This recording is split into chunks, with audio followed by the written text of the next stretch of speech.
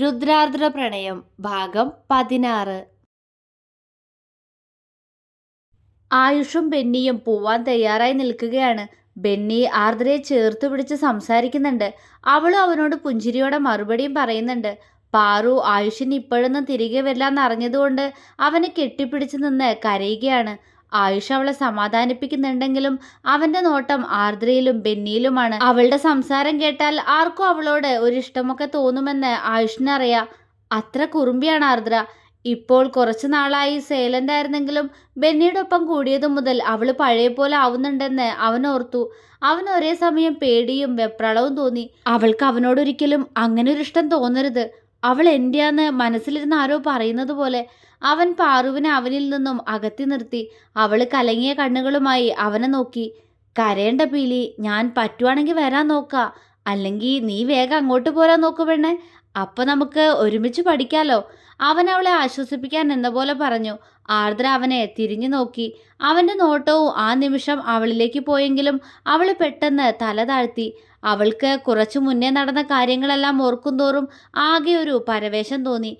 അവനെ നോക്കാൻ കഴിയുന്നില്ല. അവനും അത് മനസ്സിലായി കാണണം. അവന്റെ ചുണ്ടിൽ ഒരു കള്ളച്ചിരിയുണ്ട്. ഞാൻ വേഗം വരും. എന്നിട്ട് ഞാനും ആയിഷേട്ടനെ പോലെ പഠിക്കും, ഡോക്ടറാവും. പാറു കണ്ണു തുടച്ചുകൊണ്ട് പുഞ്ചിരിയോടെ പറഞ്ഞു. ആ, എന്നിട്ട് വേണം രണ്ടുപേരുടെ വിവാഹം നടത്താൻ. ആർദ്രയുടെ അച്ഛൻ മഹാദേവനാണ് അത് പറഞ്ഞത്. പാറു ആയുഷും മറുപടിയായി ഒന്ന് പുഞ്ചിരിക്കുക മാത്രം ചെയ്തു. അത് ശരിയാ, രണ്ടാളുടെ പഠിത്തം കഴിഞ്ഞ് ഹോസ്പിറ്റലിൽ കയറിയ വേഗം വിവാഹം നടത്തണം. കാർത്തികേയനും പറഞ്ഞു. വിവാഹമാണോ ജീവിതത്തിലെ ഏറ്റവും വലിയ കാര്യം? എനിക്ക് വിവാഹം കഴിക്കേണ്ട പ്രായമാവുമ്പോൾ ഞാൻ പറയും. ആയുഷ് കാർത്തികേയൻ സംസാരിച്ചത് ഇഷ്ടപ്പെടാത്തതുപോലെ പറഞ്ഞു. അയാൾ അവനെ ഗൗരവത്തോടെ നോക്കി. അവനത് ഗൗനിക്കാതെ പത്മനാഭന് മുന്നിൽ പോയി നിന്നു. പോയിട്ട് വാടാ, നന്നായി പഠിക്ക്. നിനക്ക് വേണ്ടിയല്ലേ നിന്റെ അച്ഛൻ അവിടെ ഹോസ്പിറ്റൽ ഉണ്ടാക്കിയിട്ടേക്കുന്നേ. പത്മനാഭൻ അവന്റെ കവിളിൽ തലോടിക്കൊണ്ട് പറഞ്ഞു. അവൻ തലകുലുക്കിക്കൊണ്ട് അയാളെ കെട്ടിപ്പിടിച്ചു. അച്ചച്ച, അവൻ പതിയെ വിളിച്ചു. പറയടാ, അയാൾ വാത്സല്യത്തോടെ പറഞ്ഞു. എന്റെ പെണ്ണിനെ നോക്കിക്കോണേ. കൊച്ചാ അത്. വേണ്ടാത്ത കൂട്ടുകെട്ടിലൊന്നും പെടാതെ നോക്കിയേക്കണേ. ശരിയും തെറ്റൊന്നും തിരിച്ചറിയാനാവാത്ത പ്രായാ. അവൻ പറഞ്ഞു. നോക്കിക്കോളാടാ, നീ ടെൻഷൻ ആവല്ലേ. അയാൾ അവനെ ആശ്വസിപ്പിച്ചു. അവൻ അയാളിൽ നിന്നും അകന്നു നിന്ന് അയാളെ കുറുമ്പോടെ നോക്കി. പത്മനാഭന്റെ ചുണ്ടിൽ കള്ളച്ചിരി. ആർദ്രയോട് തനിക്ക് തോന്നിയ ഇഷ്ടം അവൻ ആകെ തുറന്നു പറഞ്ഞിട്ടുള്ളത് പത്മനാഭനോട് മാത്രമാണ്. ഒരിക്കൽ ആർദ്രയുടെ അവഗണനയിൽ റൂമിൽ ഒറ്റയ്ക്ക് സങ്കടപ്പെട്ടിരിക്കുന്നവന് മുന്നിൽ പത്മനാഭൻ ചെന്നിരുന്നു. ആ നിമിഷം ആരോടെങ്കിലും തന്റെ ഉള്ളിലുള്ള ആർദ്രയോടുള്ള പ്രണയം തുറന്നു പറഞ്ഞില്ലെങ്കിൽ താൻ നെഞ്ചുപൊട്ടി മരിച്ചു പോകുമെന്ന് തോന്നിപ്പോയി അവന്. അത്രത്തോളം അവൻ അവഗണിച്ചിരുന്നു. പറഞ്ഞു. ആദ്യമായി അവൻ അന്ന് പത്മനാഭനോട് തന്റെ മനസ്സ് തുറന്നു. ആർദ്രയോടുള്ള തന്റെ പ്രണയത്തിന്റെ കണക്കുകൾ നിരത്തി. ഒടുവിൽ അവളുടെ അവഗണനയുടെ കാരണമറിയാതെ വിങ്ങിയ തന്റെ നെഞ്ചിന്റെ പിടച്ചിൽ പറഞ്ഞു. എല്ലാം കേട്ടുകഴിഞ്ഞതും അയാൾ അവന്റെ കവിളിൽ വാത്സല്യത്തോടെ തലോടി.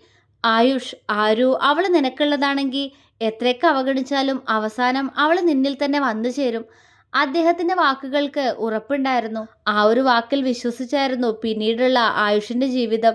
അതുകൊണ്ട് തന്നെ മറ്റാരെക്കാളും നന്നായി പത്മനാഭന് മനസ്സിലാകുമായിരുന്നു അവനെ. അവൻ അയാളെ ഒന്നുകൂടി ഒന്ന് നോക്കിക്കൊണ്ട് അച്ഛനോടും അച്ഛമ്മയോടും അമ്മയോടും അങ്ങനെ എല്ലാവരോടും യാത്ര പറഞ്ഞ് മുറ്റത്തേക്ക് ഇറങ്ങി. അപ്പൊ ശരി, ഞാനും അങ്ങോട്ട് പോയേക്കുവാ. ബെന്നി പറഞ്ഞതും എല്ലാവരും തലകുലുക്കി. പക്ഷേ ബെന്നി പാറുവിനെ മാത്രം നോക്കിയിരുന്നില്ല. ആർദ്രയെ എപ്പോഴും വിഷമിപ്പിക്കുന്നത് അവളാണെന്ന് ഈ ദിവസങ്ങൾ കൊണ്ട് തന്നെ അവൻ മനസ്സിലാക്കിയിരുന്നു. അതുകൊണ്ട് തന്നെ അവൻ അവളോട് ഒരു ദേഷ്യമുണ്ടായിരുന്നു. അവൻ എല്ലാവരോടും യാത്ര പറഞ്ഞിട്ടും തന്നെ ഒന്നും നോക്കാത്തത് കണ്ട് പാറുവിന് സങ്കടം തോന്നി. മനു, അപ്പൊ ശരിയിടോ, കാണാം. അവൻ മനുവിനോടും പറഞ്ഞു. എന്നാടോ ഇനി കാണുന്നേ? മനു സൗഹൃദഭാവത്തിൽ ചോദിച്ചു. ഏയ്, ഞാൻ ഇടയ്ക്കൊക്കെ ഇങ്ങോട്ട് വരാന്നേ.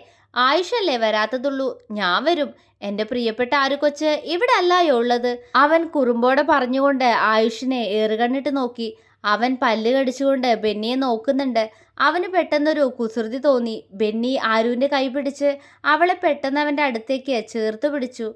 എന്താ ബെന്നിച്ച? അവൾ പുഞ്ചിരിയോടെ ചോദിച്ചു. ഇച്ചായൻ ഇടയ്ക്ക് വരാട്ടോ. കൊച്ചു നന്നായിട്ട് പഠിക്കണം. അത്രയും പറഞ്ഞുകൊണ്ട് അവൻ അവളുടെ കവിളിൽ അമർത്തി ചുംബിച്ചു. ആയുഷിന്റെ കൈമുഷ്ടി ചുരുങ്ങി. നാറി, ഞാൻ പോലും നെറ്റിയിൽ ഉമ്മ കൊടുത്തുള്ളൂ. അവന്റെ മുഖം കടന്നല് കുത്തിയതുപോലെ വീർത്തു. അവനെ ഇടങ്ങണ്ണിട്ട് നോക്കിയ ബെന്നി അത് വ്യക്തമായി തന്നെ കാണുകയും ചെയ്തു. ബെന്നി തല ഉയർത്തി നേരെ നോക്കിയത് തന്നെ നോക്കി ദഹിപ്പിക്കുന്ന കാർത്തികേയനാണ്. ആ മുത്തശ്ശ, ശരിയെന്നാ, കാണാം കേട്ടോ. അവൻ അയാളോട് ചിരിയോടെ പറഞ്ഞുകൊണ്ട് അയാളെ നോക്കി തന്നെ ആർദ്രയുടെ ഇപ്പുറത്തെ കവിളിലും ഉമ്മ വെച്ചു. അപ്പോൾ അവന്റെ ചുണ്ടിൽ വിരിഞ്ഞ പുച്ഛച്ചിരി ആരും കണ്ടില്ലെങ്കിലും കാർത്തികേയൻ അത് പെട്ടെന്ന് മനസ്സിലായിരുന്നു. ആർദ്ര അവനോട് സംസാരിക്കുന്നത് വിലക്കാൻ ശ്രമിച്ച ദേഷ്യം അവൻ അതേ നാണയത്തിൽ തന്നെ തിരിച്ചു തരികയാണെന്ന് അയാൾക്ക് മനസ്സിലായി. അയാൾ ബെന്നിയെ തറപ്പിച്ചു നോക്കിക്കൊണ്ട് അകത്തേക്ക് നടന്നു. ബെന്നിയുടെ ചുണ്ടിൻ കോണിൽ പരിഹാസം കലർന്നു. അപ്പൊ ശരി, അത്രയും പറഞ്ഞുകൊണ്ടവൻ ആർദ്രയുടെ കവിളിൽ ഒന്നുകൂടി തലോടി കാറിനകത്തേക്ക് കയറി. ആർദ്രയുടെ കണ്ണ് നിറഞ്ഞു. അവനോട് അത്രത്തോളം അടുത്തു പോയിരുന്നു അവൾ ഈ ദിവസങ്ങൾ കൊണ്ടു തന്നെ. മനു അവളെ അവനോട് ചേർത്ത് പിടിച്ച് ആശ്വസിപ്പിച്ചു. കാറിലിരിക്കുന്ന ബെന്നി കണ്ണുകൾ അമർത്തി തുടയ്ക്കുന്നത് ആർദ്ര കണ്ടു. ഏട്ടാ വിട്, ഇച്ചായൻ കരയുന്നു, അവൾ പറഞ്ഞുകൊണ്ട് പെട്ടെന്ന് കാറിനടുത്തേക്ക് നടന്നു. ഇച്ചായ, അവൾ അവനെ സങ്കടത്തോടെ വിളിച്ചു. ഇച്ചായന് കൊച്ചിന് ഒത്തിരി ഇഷ്ടാട്ടോ, എൻ്റെ സ്വന്തം അനിയത്തി തന്നെയാ, അവൻ അവളുടെ കവിളിൽ തലോടി പതിയെ പറഞ്ഞു. അവൾ അവൻ്റെ കൈ പിടിച്ചെടുത്ത് അവൻ്റെ ഉള്ളം കൈയിൽ അമർത്തി ചുംബിച്ചു. അതുമാത്രമേ ആയുഷ് കണ്ടുള്ളൂ. അവനുള്ളിൽ സങ്കടം തോന്നി. ഇത്രയും നേരമായിട്ടും അവൾ എന്നോടൊന്നും സംസാരിച്ചിട്ടില്ല. അറിയാ കുളത്തിലെ കാര്യം ആലോചിച്ചിട്ടാവുന്ന്. എന്നാലും എന്നോട് മിണ്ടാതെ അവനോട് ഇങ്ങനെ അടുക്കുന്നത് കാണുമ്പോൾ സങ്കടം സഹിക്കുന്നില്ല. അവൻ മനസ്സിൽ വേദനയോടെ പറഞ്ഞുകൊണ്ട് അപ്പുറത്തെ ഡോറിന്റെ അടുത്തേക്ക് നടന്നു. അപ്പോഴേക്കും പാറു അവനടുത്ത് എത്തിയിരുന്നു. ഇടയ്ക്ക് വരണേ രണ്ടാളും, എനിക്ക് കാണണം, ആർദ്ര ബെന്നിയോട് നേർത്ത സ്വരത്തിൽ പറഞ്ഞു. ഞാൻ മാത്രം വന്നാ പോരെ? അവൻ ചോദിച്ചു. അയ്യോ പോരാ, രുദ്രേട്ടനും വേണം. അവളുടെ മുഖം ചുവന്നു. ബെന്നി അത്ഭുതത്തോടെ അവളെ നോക്കി. ആദ്യമായിട്ടാണ് അവൾ ഇതുപോലൊരു മുഖം അവൻ കാണുന്നത്. അതും ആയുഷിന്റെ പേര് പറഞ്ഞപ്പോ അവന്റെ കണ്ണുകൾ വിടർന്നുപോയി. ഉള്ളിൽ എന്തോ ഒരു സംശയം. ആ സംശയം സത്യമായിരുന്നെങ്കിൽ അവൻ ആത്മാർത്ഥമായി ആഗ്രഹിച്ചു പോയി. ഏയ്, അത് പറ്റത്തില്ല, ആയുഷിനെ ഞാൻ കൊണ്ടുവരില്ല, ഞാൻ മാത്രമേ വരൂ. അവനിനി പഠിത്തമൊക്കെ കഴിഞ്ഞ് 8-9 വർഷം കഴിഞ്ഞിട്ട് വന്നോളും. അവൻ അവളെ സൂക്ഷിച്ചു നോക്കിക്കൊണ്ട് പറഞ്ഞു. ഇച്ചായ, അങ്ങനെ പറയല്ലേ, എനിക്ക് സഹിക്കാൻ പറ്റില്ല. എൻ്റെ രുദ്രേട്ടനെ കാണാതിരിക്കാൻ ആവില്ല എനിക്ക്. അവൾ പെട്ടെന്നുള്ള ആവേശത്തിൽ പറഞ്ഞുപോയി. ബെന്നിയുടെ മുഖം പൂനിലാവ് ഉദിച്ചതുപോലെ തെളിഞ്ഞു. അതെ, അത് തന്നെ. ആർദ്രയ്ക്ക് പ്രണയ അവളുടെ രുദ്രേട്ടനോട്, അവളുടെ രുദ്രേട്ടന് അവൻ്റെ ആദിയോടും. അവൻ്റെ ചുണ്ടുകൾ കൂടുതൽ വിടർന്നുപോയി. പക്ഷേ ഒപ്പം തന്നെ അവൻ ആ സമയം പൊട്ടിച്ചിരിക്കാൻ തോന്നി. പരസ്പരം പ്രണയിക്കുന്ന രണ്ടുപേര്, എന്നിട്ടും അത് തമ്മിൽ പറയാതെ അറിയാതെ ആർക്കെങ്കിലും ഒരാൾക്ക് പറഞ്ഞൂടെ? അവൻ ചിരിയോടെ മനസ്സിൽ ചിന്തിച്ചു. എങ്ങനെ പറയുമല്ലേ, അവനോട് മൗനവ്രതത്തിലായിരുന്നില്ലേ ഇവള്? ഹാ, അവനൊന്ന് നിശ്വസിച്ചു. ഇപ്പോൾ തന്നോട് പറഞ്ഞതുപോലെ അബദ്ധത്തിലെങ്ങാനും അവനോട് ഇഷ്ടം തുറന്നു പറഞ്ഞാലോ എന്ന ഭയമായിരിക്കും അവളുടെ അകൽച്ചയുടെ കാരണമെന്ന് മനസ്സിലാക്കാൻ ബെന്നിക്ക് കൂടുതൽ ചിന്തിക്കേണ്ടി വന്നില്ല. അവൻ അവളുടെ മുഖത്തേക്ക് നോക്കി. അവളുടെ മുഖത്ത് ഇപ്പോൾ ഒരു ഞെട്ടലുണ്ട്. എന്നോട് എന്തുവാ പറഞ്ഞെന്ന് ഇപ്പോഴാ പെണ്ണിന് ബോധം വന്നേന്ന് തോന്നുന്നു. എന്തു ആരു? അവൻ ചിരിയോടെ ചോദിച്ചു. അതിച്ചായ ഞാൻ. അവള് വെപ്രാളത്തോടെ എന്തോ പറയാൻ ശ്രമിച്ചു. മനസ്സിലാവുന്നുണ്ട്. പക്ഷേ എനിക്കെല്ലാം അറിയണം. ഇനി വരുമ്പോ നീ എല്ലാം എന്നോട് തുറന്നു പറയണം കേട്ടോ, അവൻ പറഞ്ഞു. എന്ത്? അവൾ പതർച്ചയോടെ ചോദിച്ചു. ഇങ്ങോട്ട് വാ. അവൻ പറഞ്ഞതും അവൾ ചെവി അവന് നേരെ കാണിച്ചു കൊടുത്തു. എടി കള്ളി ആരു, എനിക്ക് മനസ്സിലായി കേട്ടോ, നിനക്ക് നിന്റെ രുദ്രേട്ടനോട് പ്രണയാണല്ലേ? അവൻ ചോദിച്ചതും അവൾ അവനെ മിഴിച്ചു നോക്കി. പേടികൊണ്ട് ആ കണ്ണുകൾ ഇപ്പോൾ നിറയും എന്ന പോലെ ആയിട്ടുണ്ട്. കരയണ്ട, ഇച്ചായൻ അവനോട് പറയത്തില്ല. അവനോടെന്നല്ല, ആരോടും പറയത്തില്ല.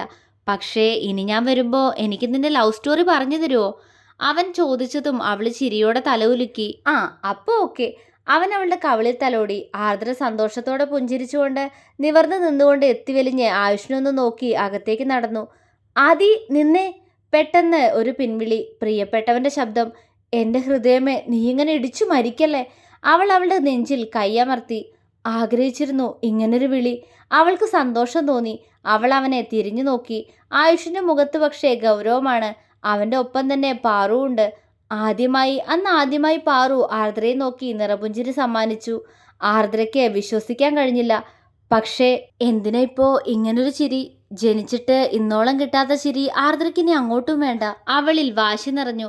അവൾ പാറുവിൽ നിന്നും മുഖം തിരിച്ചു. പാറുവിന്റെ മുഖം മങ്ങിപ്പോയി. ആദി ഇങ്ങോട്ട് വാ, ആയുഷ് വീണ്ടും വിളിച്ചു. പാറു അവളെ ഒന്നുകൂടി ഒന്ന് നോക്കി മങ്ങിയ മുഖത്തോടെ അകത്തേക്ക് കയറിപ്പോയി. ഉമ്മറത്ത് നിൽക്കുന്ന മറ്റുള്ളവരെ ശ്രദ്ധിക്കാതെ ആയുഷ് വന്ന ആർദ്രയുടെ കൈ പിടിച്ച് അല്പം മാറി നിന്നു. ആർദ്ര അവനെ വിറയലോടെ നോക്കി. അവൻ മുറ്റത്തെ മാവിന്റെ ചുവട്ടിലേക്കാണ് അവളുമായി മാറി നിന്നത്. കാറിലിരിക്കുന്ന ബെന്നിക്ക് അവരെ വ്യക്തമായി കാണാവുന്ന രീതിയിൽ. ആദി, നിനക്ക് എന്താ പറ്റിയേ? ഞാൻ പറഞ്ഞതല്ലേ എന്നോട് മിണ്ടാതിരിക്കല്ലേന്ന്? അവൻ സങ്കടത്തോടെ അവളോട് ചോദിച്ചു. അത് അവൾക്കെന്ത് മറുപടി പറയണമെന്ന് അറിയുന്നില്ലായിരുന്നു. ആയുഷ് അവളോട് ഒന്നുകൂടി ചേർന്ന് നിന്നു. ആർദ്ര വിറയലോടെ അവനെ നോക്കി. ഞാൻ കുളത്തിന്ന് നിന്നെ അങ്ങനെ കണ്ടതുകൊണ്ടാണോടി കറുത്തമ്മേ? അവന്റെ ശബ്ദത്തിൽ പെട്ടെന്ന് കുറുമ്പ് കലർന്നു. അവളുടെ മുഖം ചുവന്നുപോയി. ആ ചുവന്ന മുഖത്തേക്ക് ഏറെ കൗതുകത്തോടെ നോക്കിക്കൊണ്ടവൻ അവളുടെ നെറ്റിയിൽ അമർത്തി ചുംബിച്ചു. അവള് പിടപ്പോടെ അവന്റെ കണ്ണുകളിലേക്ക് നോക്കി. രുദ്രേട്ടൻ ആരോടും പറയില്ല കേട്ടോ എന്റെ ആദ്യം അങ്ങനെ കണ്ടൂന്ന്. അവൻ പറഞ്ഞതും അവളുടെ മുഖം വിടർന്നു. ഓ, ഇപ്പോഴെങ്കിലും ഒന്ന് ചിരിച്ചല്ലോ. എന്നാ എനിക്കൊരു ഉമ്മതാ. അവൻ ചിരിയോടെ പറഞ്ഞതും ആർദ്രയുടെ കണ്ണ് തള്ളി. എന്താ? അവള് മിഴിഞ്ഞ കണ്ണാലെ ചോദിച്ചു. അവൻ അവളെ കൂർപ്പിച്ചു നോക്കി. ഉമ്മ. എന്തേ, നീ കേട്ടിട്ടില്ലേ? നീ നേരത്തെ ബെന്നിക്ക് കൈ കൊടുക്കുന്ന കണ്ടല്ലോ. പിന്നെന്താ എനിക്ക് തന്നാ? അവന്റെ മുഖം വീർത്തു. കൈ കൈ കാണിക്ക്. അവൾ പതർച്ചയോടെ പറഞ്ഞു. അയ്യ, കയ്യിൽ അവന് കൊടുത്തില്ലേ? അപ്പോ എനിക്കെന്റെ ആദ്യം കവിളി തരില്ലേ ഉമ്മ? കുട്ടിക്കാലത്ത് നിനക്കും പീലിക്കൊക്കെ എത്ര ഉമ്മ തന്നിട്ടുള്ള ഞാൻ. അവൻ പറഞ്ഞു. അവൾ തലകുലുക്കി. അവൻ അവളുടെ നേർക്ക് കവിള് കാണിച്ചു കൊടുത്തു. ഒരു ഉമ്മ തരുവോ? അവൻ വീണ്ടും ചോദിച്ചു. അവൾ അവന്റെ ഒരു കവിളിൽ കൈവച്ച് മറുകവിളിൽ വിറയലോടെ അമർത്തി ചുണ്ടു പതിപ്പിച്ചു. അവളുടെ ചുണ്ടുകളുടെ ചൂട് കവിളിലെറിഞ്ഞതും ആയുഷിന് തന്റെ ശരീരമാകെ തണുത്തതുപോലെ തോന്നി. അവൻ അവളെ നോക്കി നിറഞ്ഞു ചിരിച്ചു. അപ്പൊ ഇനി രുദ്രേട്ടൻ പോവാട്ടോ. ഞാന് ഇവിടേക്ക് വിളിക്കാം. എന്നോട് നീയും സംസാരിക്കണം ഫോണിൽ. അവൻ പറഞ്ഞതും അവള് തല ഉലുക്കി. അവൻ അവളുമായി കാറിനടുത്തേക്ക് നടക്കുമ്പോൾ കുറച്ചു മുന്നേ ഫോണിലെടുത്ത ഫോട്ടോയിലേക്ക് നിറഞ്ഞ ചിരിയോടെ നോക്കിയിരിക്കുകയായിരുന്നു ബെന്നി. ആയുഷിന്റെ കവിളിൽ അമർത്തിപ്പിടിച്ച് കാലിൽ ഉയർന്നു നിന്ന് അവന്റെ മറുകവിളിൽ ചുംബിക്കുന്ന ആർദ്ര. അത്രയും മനോഹരമായൊരു ചിത്രം. അവൻ പുഞ്ചിരിയോടെ ഫോൺ പോക്കറ്റിലേക്ക് ഇട്ടു. ആയുഷ് ഡ്രൈവിംഗ് സീറ്റിലേക്ക് കയറി. അവൻ വേറെ ആരെയും നോക്കിയില്ല. കണ്ണുകളിൽ അവന്റെ പ്രാണനായവളെ മാത്രം നിറച്ചുകൊണ്ട് അവൻ കാറ് തിരിച്ചു. കണ്ണുകൾ നിറഞ്ഞു. കാഴ്ചയെ മറയ്ക്കുമ്പോഴും അവളുടെ ചുണ്ടിൽ അവന് വേണ്ടി മാത്രമായി ഒരു പുഞ്ചിരി ഉണ്ടായിരുന്നു. പ്രണയത്തിൽ ചാലിച്ച പുഞ്ചിരി. തുടരും.